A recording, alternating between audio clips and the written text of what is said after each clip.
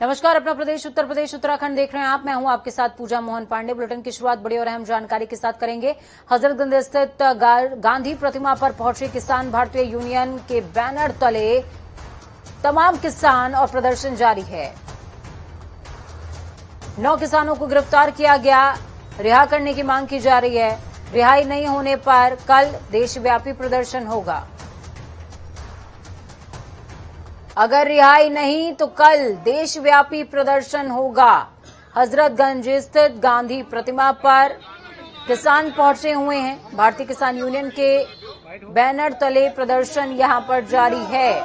और ये प्रदर्शन क्यों हो रहा है? क्योंकि 9 किसानों को गिरफ्तार किया गया था, जिनकी रिहाई की मांग की जा रही है। रिहाई अगर नहीं हुई तो कल देशव्यापी प्रदर्शन होगा।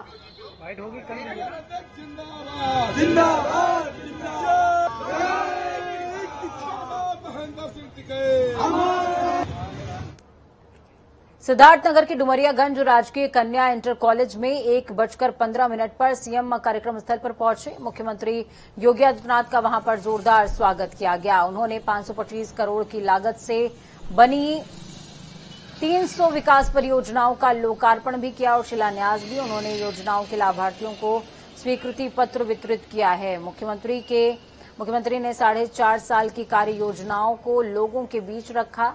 सीएम ने जनसभा को संबोधित करते हुए कहा कि सिद्धार्थनगर जिला विकास की ओर बढ़ रहा है और इसको विकास की ओर आगे बढ़ाने के लिए सार्थक प्रयास भी किए गए हैं। जो 7 प्रदेश के मेडिकल कॉलेजेस थे, इनको मान्यता दे दी है, जिसमें हर मेडिकल कॉलेज में 100 एडमिशन होंगे। इसमें सिद्धार्थनगर का इस मेडिकल कॉलेज को भी मान्यता मिली है और नीट की काउंसलिंग के थ्रू यहाँ पर एडमिशन होने जा रहे हैं। यह मेडिकल कॉलेज पहले सत्र के लिए पूरी तरह तैयार है। यहाँ पे क्लासेस प्रारंभ होंगे और इस कार्य का शुभारंभ करने के लिए आदरणीय प्रधानमंत्री जी का अनुकंपा और उनका आशीर्वाद प्राप्त हो रहा है। सिद्धार्थनगर जनपद से 7 नए मेडिकल कॉलेजेस का उद्घाटन प्रधानमंत्री जी करेंगे, जिनमें एटा है, हरदोई, गाजीपुर, मिर्जापुर, देवरिया और प्रतापगढ़। ये 7 मेडिकल कॉलेजेस का उद्घाटन प्रधानमंत्री मोदी जी के करकमलों से आगामी 25 अक्टूबर को प्रस्तावित किया गया है। सूबे के मुख्यमंत्री योगी आदित्यनाथ कल 1 दिवसीय दौरे पर बहराइच में रहेंगे। मुख्यमंत्री योगी बहराइच में कई विकास परियोजनाओं का लोकार्पण और शिलान्यास करेंगे, जिसके बाद वो जनसभा को भी संबोधित करेंगे। लाभार्थियों में प्रमाण पत्र का वितरण होगा। मुख्यमंत्री योगी आदित्यनाथ के बहराइच आगमन को लेकर जिला प्रशासन ने तैयारियां पुख्ता की हैं। सुरक्षा के चाक चौबंद इंतजाम हैं। तस्वीरें आपको 2 दिखा रहे हैं, बहराइच और श्रावस्ती की। सबसे पहले सीएम का दौरा श्रावस्ती की तरफ होगा, फिर उसके बाद वो बहराइच का रुख करने वाले हैं, जहां पर तैयारियों की कैसी तस्वीरें हैं वो आप देख सकते हैं आपकी टीवी स्क्रीन पर। उत्तराखंड के मुख्यमंत्री पुष्कर सिंह धामी आज उत्तर प्रदेश के अयोध्या में राम जन्मभूमि का दौरा करते नजर आए। अपने राज्य की भलाई के लिए उन्होंने प्रार्थना की है। अयोध्या में राम मंदिर निर्माण का रास्ता साफ होने के बाद धामी उत्तराखंड के ऐसे पहले मुख्यमंत्री हैं जो अयोध्या में रामलला और हनुमानगढ़ी के दर्शन करने पहुंचे। उन्होंने संतों का आशीर्वाद लेने के अलावा राम मंदिर निर्माण कार्य की प्रगति का भी निरीक्षण किया है। आपको बता दें, धामी 2 दिवसीय अयोध्या दौरे पर हैं। वहीं 17 अक्टूबर को दिल्ली सेवा धाम अयोध्या में श्री राम मंदिर दर्शन के लिए आने वाले यात्रियों की सुविधा को ध्यान में रखते हुए धर्मशाला का निर्माण कर रहा है, जिसके भूमि पूजन में खुद सीएम पुष्कर सिंह धामी शामिल होने के लिए पहुंचे हैं। रायबरेली के ऊंचाहार थाना इलाके में नमकीन खाने से 3 बालिकाओं की हालत बिगड़ गई। तो वहीं इलाज के दौरान इनमें से 2 की मौत हो गई, जबकि एक अन्य इलाज उसका जारी है। शिकायत का पता चलने पर परिजन उन्हें सीएचसी लेकर पहुंचे, जहां दोनों की मौत हो गई। परिजनों ने बिना पुलिस को सूचित किए दोनों बच्चियों को गोकना घाट से नाव से जाकर नदी के पार दोनों शवों को दफना दिया। इस बीच एक अन्य लड़की की भी तबीयत खराब होने लगी और उसे भी परिजन अस्पताल लेकर गए, जहां उसके स्वास्थ्य में सुधार बताया जा रहा है। मनीष गुप्ता हत्याकांड में 6वें आरोपी दरोगा विजय यादव को गोरखपुर पुलिस ने आज गिरफ्तार कर लिया है। 1 लाख रुपए के इनामी दरोगा को रेल म्यूजियम के पास से पकड़ा गया। पुलिस ने दरोगा को एसआईटी के हवाले कर दिया। एसआईटी अब उससे रामगढ़ताल थाने पर पूछताछ कर रही है। आपको बता दें कि विजय यादव इस केस का आखिरी आरोपी है। बाकी 5 आरोपियों को पुलिस ने पहले गिरफ्तार कर लिया था। विजय ने गिरफ्तारी से बचने के लिए हाईकोर्ट में पुलिस की एफआईआर को चुनौती भी दी थी। तो वहीं दूसरी तरफ लखनऊ में राष्ट्रीय लोक दल के प्रदेश कार्यालय में आज राष्ट्रीय सचिव अनिल दुबे, राष्ट्रीय संयोजक अनुपम मिश्रा ने प्रदेश प्रवक्ताओं के साथ प्रेस वार्ता का आयोजन किया। इस दौरान राष्ट्रीय लोक दल के राष्ट्रीय अध्यक्ष चौधरी जयंत सिंह ने 7 अक्टूबर से शुरू हुई जन आशीर्वाद यात्रा को हर जिले में अपार जन समर्थन मिल रहा है। इस बात का साफ संकेत दिया है कि प्रदेश की जनता ने इस जनविरोधी सरकार को हटाकर सत्ता परिवर्तन का मन बना लिया है। जनता कह रही है कि लोक संकल्प समिति जो आपने बनाई है, लोक संकल्प में हमारे मुद्दों को आप शामिल करिए, हमारे मुद्दों को लेकर के काम करिए।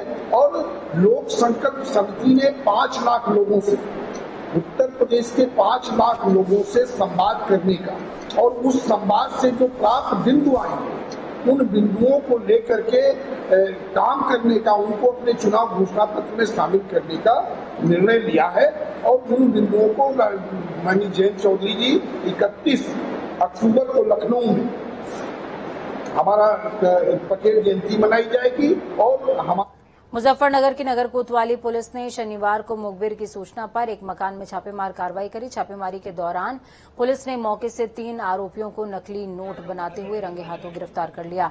नकली नोट बनाने का भांडाफोड़ करते हुए पुलिस ने मौके से 12,500 रुपए के नकली नोटों के साथ साथ बड़ी संख्या में अधबने नकली नोट और नकली नोट बनाने के उपकरण भी बरामद किए हैं। तो वहीं इस मामले का खुलासा करते हुए सीओ सिटी कुलदीप कुमार सिंह ने बताया कि आरोपी तकरीबन 6 से 7 महीने से नकली नोट बनाने का काम कर रहे थे, जिसके बाद पुलिस अब आसपास के जनपदों और राज्य से ये जानकारी जुटाने में जुट गई है कि इन लोगों ने कहां नकली नोट को बनाकर सप्लाई किया है। के पास कुछ पेपर्स भी मिले हैं, पेपर हैं और उनमें केवल डाई प्रिंट है। ये लोग उसके नोटों के बीच में उस पेपर को रख के गड्डियां बना के लोगों को चीट भी करते हैं और नकली नोट छाप के जैसे लोगों को लालच देना कि एक का 3 दे देंगे, 50,000 के 1.5 लाख देंगे, इस तरह से भी ये लोग काम कर रहे हैं। कब से लोग काम कर रहे हैं और कितना रुपया है नकली मार्केट में बता सकते हैं? अभी तक जो जानकारी मिली है इन लोगों के अनुसार 6 से 7 महीने इनको हुए हैं इस तरह का काम करते हुए और ये लोग उसको लगातार छाप रहे हैं। अभी जो जानकारी में इस तरह का कुछ इन्होंने नहीं बताया है। इनके कथनानुसार है कि हम अभी मार्केट में इनको उतारने की तैयारी कर रहे थे लेकिन उतार नहीं पाए हैं, परंतु इस बिंदु पे हम लोग गहनता से जांच कर रहे हैं कि क्या इन्होंने इस तरह का पैसा कहीं मार्केट में उतारा। अमरोहा में जोया मार्ग पर स्थित खाली मैदान में संयुक्त किसान मोर्चा के आह्वान पर कल 17 अक्टूबर को अमरोहा में विशाल महापंचायत होने जा रही है, जिसमें मुख्य अतिथि के तौर पर किसान नेता राकेश टिकैत, दानवीर सिंह और कई नेता पहुंचेंगे।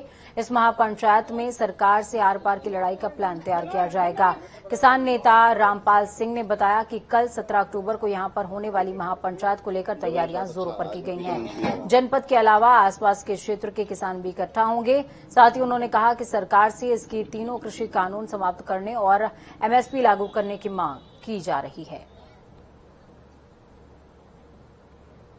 शाहजहांपुर में कैबिनेट बनने के बाद जितिन प्रसाद का कार्यकर्ताओं ने जोरदार स्वागत किया। जितिन प्रसाद को जगह जगह फूल मालाएं पहनाई गईं। इसी दौरान जितिन प्रसाद ने सभी का अभिवादन भी स्वीकार किया। लोगों से अपील की है कि 2022 में जनता बीजेपी को दोबारा मौका दे ताकि विकास की रफ्तार को और आगे बढ़ाया जा सके। भारतीय जनता पार्टी नेतृत्व ने मुझ पर दी है और मुझे जो सम्मान और जो जिम्मेदारी दी है मैं आजीवन आभारी रहूंगा और मेरा प्रयास और लक्ष्य यही रहेगा कि सर्वप्रथम तो नेतृत्व का संदेश जन जन तक पहुंचे और दूसरा आने वाले समय में जो विधानसभा चुनाव है उसमें भारतीय जनता पार्टी का पहले से भी ज्यादा बहुमत से परचम लहराए। हमीरपुर के राठनगर में हुए जिला स्तरीय संपूर्ण समाधान दिवस में आंगनबाड़ी कार्यकर्ताओं ने किराए के भवन को छोड़कर अपने घरों में बना लेने के संबंध में जिलाधिकारी को ज्ञापन सौंपा है। आंगनबाड़ी कार्यकर्ताओं ने बताया कि जो किराए के भवन उन लोगों ने ले रखे थे उसका किराया न मिल पाने की वजह से भवन मालिकों ने उनसे भवन खाली करवा लिया। अगर उनको समय से उनके खाते में किराए की राशि पहुंचती रहती तो कार्यकर्ताओं को असुविधा का सामना न करना पड़ता। जिलाधिकारियों ने कहा उनकी समस्या को गंभीरता से लेकर शीघ्र समाधान किया जाएगा। हमारी समस्या है, पिछले किराए का हम लोगों का भुगतान नहीं हुआ है। हम लोग 2 साल से परेशान हैं। किराए का भवन हम लोगों का संचालित था, लेकिन अब हम लोगों को किराया नहीं मिला, इसलिए हमें किराया संचालन करने में केंद्र बड़ी परेशानी पड़ रही है। और जो नए मानक के अनुसार किराए से जो केंद्र संचालन हुए हैं, लॉट हुए हैं, उनमें सिर्फ जहां 63 आंगनवाड़ी है उधर 5 आंगनवाड़ी के किराए से भवन का लॉट हुए हैं कि केंद्र के किराए से चलाए जाए। बकाया 60 आंगनवाड़ी क्या करें, कहाँ जाएं अपनी समझ। क्या चाहती हैं आप लोग? हम यही चाहते हैं कि हम लोगों को पुराना किराया का भुगतान हो जो हम मकान मालिक को दे चुके हैं। आगरा नगर निगम का एक और विशेष सदन इस महीने होने जा रहा है। ठीक से सफाई न होने और सीवर समस्या को लेकर 22 अक्टूबर को सदन होगा। ये सत्र 3 बजे से शुरू होगा, तो वहीं सदन में हंगामे से इनकार नहीं किया जा सकता। निगम के अफसरों की लचर कार्यशैली का कारण ठीक से सफाई न होना बताया जा रहा है, जबकि वबांग कंपनी की टीम सीवर लाइनों और मैनहोल की सफाई नहीं कर पा रही है।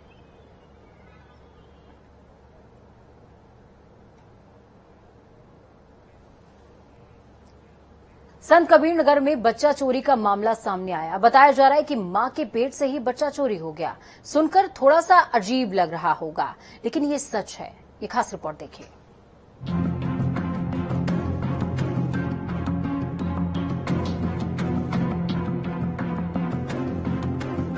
बच्चे चोरी की घटना आपने तमाम सुनी होगी। अनसुनी कहानियों की वारदात से भी आप रूबरू हुए होंगे, लेकिन उत्तर प्रदेश के संत कबीर नगर से जिस वारदात को हम बताने जा रहे हैं, उसको सुनकर आपके रोंगटे खड़े हो जाएंगे और कहेंगे कि धरती पर ऐसा भगवान नहीं चाहिए। चलिए हम आपको बताते हैं विस्तार से। पहले इस तस्वीर को देख लीजिए। यह तस्वीर संत कबीर नगर जिले के सबसे बड़े अधिकारी यानी डीएम साहब के कार्यालय की है और इस दफ्तर में फरियादियों की फरियाद सुनी जा रही है। यहाँ की डीएम दिव्या मित्तल, जिनके सामने यह व्यक्ति न्याय मांग रहा है। दरअसल यह वह बदनसीब बाप है जिसके पत्नी के पेट से धरती के भगवान ने बच्चे को चुरा लिया है। दरअसल इस बदनसीब का नाम राम किशोर है, जिसके पत्नी के पेट में जुड़वा बच्चे थे। प्रसव पीड़ा से पत्नी के पेट में दर्द उठा तो गांव की आशा ने ही एम्बुलेंस के जरिए सामुदायिक स्वास्थ्य केंद्र चुरे में भर्ती करा दिया, जहां पीड़ित की पत्नी सुनीता ने एक बच्चे को जन्म दिया और दूसरा बच्चा पेट में रह गया। दरअसल बताया जाता है अनट्रेन्ड वसुंधरा पांडे ने अपने प्राइवेट कर्मियों के साथ प्रसव कराया। फिर क्या था, आनन फानन में धरती के भगवान ने जिला अस्पताल के लिए रेफर कर दिया और रजिस्टर में खूब लीपापोती की गई, जिससे रात से पर्दा न उठा।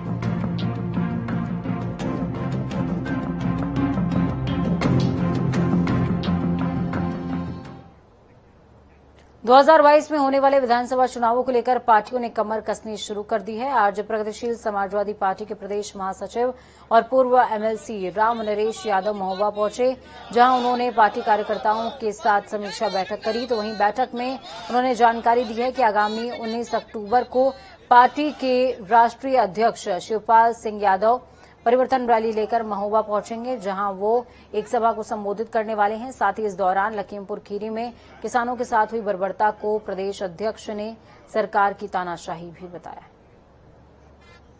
ये महसूस करती है कि आज पूरे प्रदेश में हर वर्ग के लोग बहुत दुखी और परेशान हैं, चाहे वो किसान हो, चाहे वो छात्र हो, चाहे वो मजदूर हो, चाहे वो महिला हो, चाहे पुरुष हो, हर वर्ग के लोग पूरी तरह से आहत हैं, परेशान हैं, किसी को भी न्याय नहीं मिलता। और आबकारी घटना से सारे लोग आपकी नॉलेज में होगी कि लखीमपुर खीरी में आप देख रहे हैं कि आज किसान करीबन आज 1 वर्ष से ज्यादा समय से अपने हकों की लड़ाई के लिए जगह जगह धरना प्रदर्शन कर रहा है।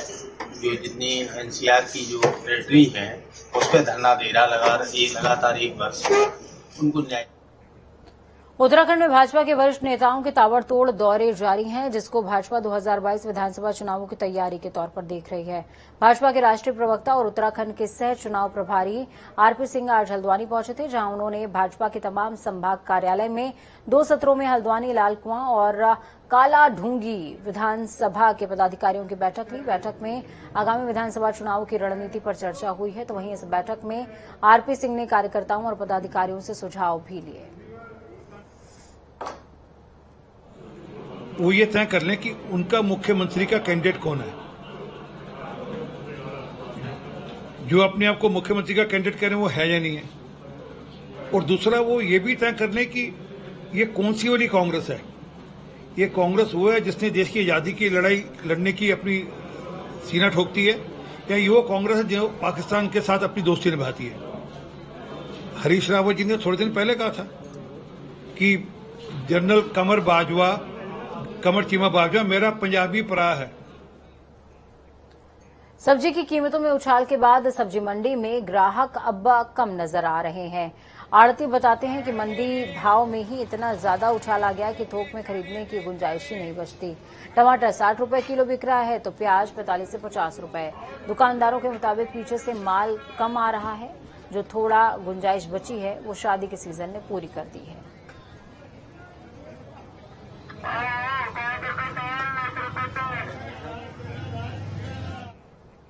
हरिद्वार से कानपुर तक जाने वाली उत्तराखंड गंग नहर को दशहरे से दिवाली तक बंद कर दिया गया है।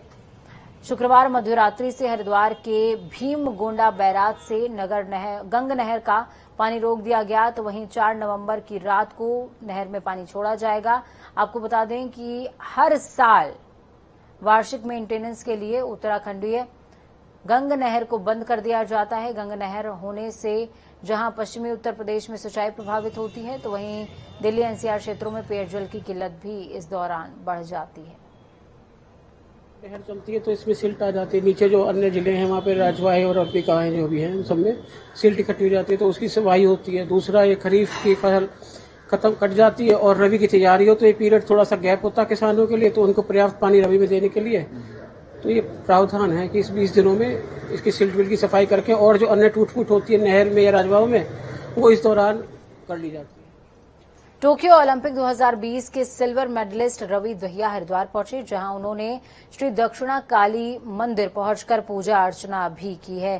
साथ ही हरिद्वार में रवि दहिया ने निरंजनी अखाड़े के आचार्य महामंडलेश्वर कैलाशानंद गिरी महाराज से आशीर्वाद लिया। आपको बता दें कि 2020 में रवि दहिया सावन के महीने में श्री दक्षिण काली मंदिर में 8 दिन रहकर भगवान शिव की सेवा कर चुके हैं, और ये पहला मौका है जब ओलंपिक गेम्स के बाद पहली बार रवि दहिया हरिद्वार पहुंचे।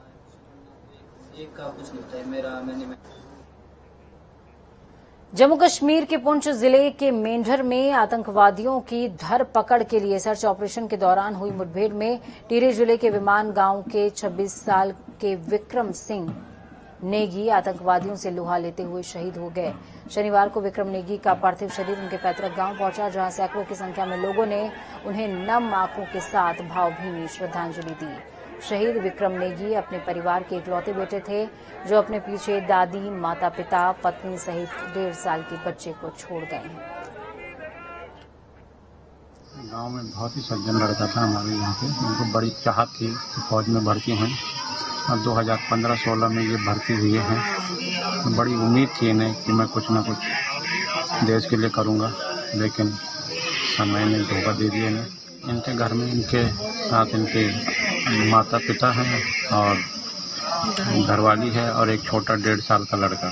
कब इनकी शादी हुई थी? शादी इनकी 2017 में हुई थी, और अभी पिछले 17 जुलाई को ये 1.5 महीने की छुट्टी काट के गए थे, और 22 अक्टूबर को उनको शायद घर आना था, कुछ पूजा वूजा का कार्यक्रम रखा हुआ था, लेकिन उसी बीच में ये खबर आई है, जिससे पूरा गांव भी बहुत आहत है। एक तरफ योगी सरकार महिलाओं की सुरक्षा के लिए बड़े बड़े वादे और दावे करती है, दूसरी तरफ जनपद में महिलाओं पर अत्याचार बढ़ता ही जा रहा है। देवरिया जनपद के रामपुर कारखाना थाना क्षेत्र में एक नाबालिग छात्रा और उसके ही गांव के एक युवक ने नशीली पदार्थ खिलाकर दुष्कर्म की वारदात को अंजाम दिया। पीड़िता का कहना है कि युवक ने उसे नशीला पदार्थ खिलाकर दुष्कर्म किया है और उसका वीडियो भी बना लिया, जिसके बाद वो वीडियो को सोशल मीडिया पर अपलोड करने की धमकी देकर कई बार दुष्कर्म करता रहा। वहीं पीड़िता का कहना यह भी है कि थाने में शिकायत के बाद भी उसकी ओर से कोई कार्रवाई नहीं हुई है और उसे थाने से भगा दिया गया। औरैया के अजीतमल कोतवाली क्षेत्र के जुआ पुल पर तेज रफ्तार अनियंत्रित डंपर की टक्कर लगने से बाइक सवार युवक की मौके पर ही मौत हो गई। युवक की मौत की सूचना पर परिजनों में हड़कंप मच गया, जिसके बाद परिजनों ने घटनास्थल पर पहुंचकर रोड पर जाम लगा दिया, जिसकी सूचना पर मौके पहुंची सीओ और एसडीएम ने आक्रोशित परिजनों को समझा बुझाकर जाम को खुलवाया। पुलिस के आला अधिकारियों के अनुसार मृतक के परिजनों की तहरीर पर मामले को पंजीकृत करते हुए कठोर कार्रवाई की जाएगी।